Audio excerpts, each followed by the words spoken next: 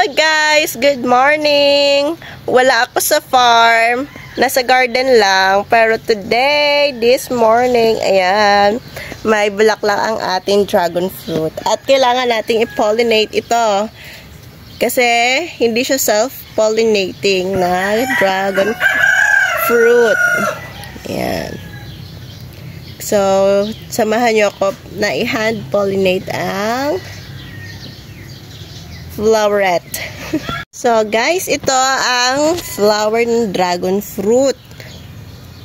Kukuha tayo dito ng konting pollen. And then, ilalagay natin dito sa floweret. Ayan. Ito. Ayan, guys. Sorry, parang mahirapan ako. Tablet ang gamit ko, guys. Ayan.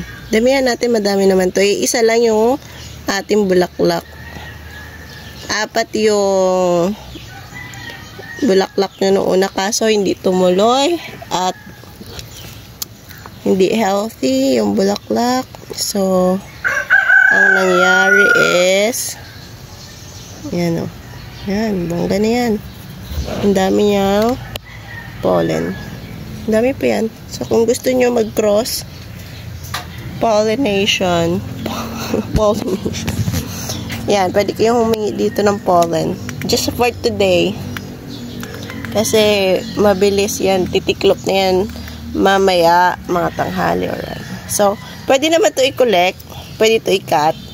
And then, ilagay sa ref. But then, isa lang naman siya. So, no need to do that.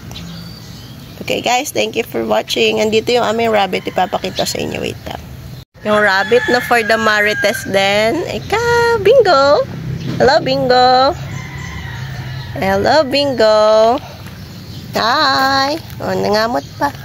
Ay, may tumutubo pala tayo dito. Sibuyas.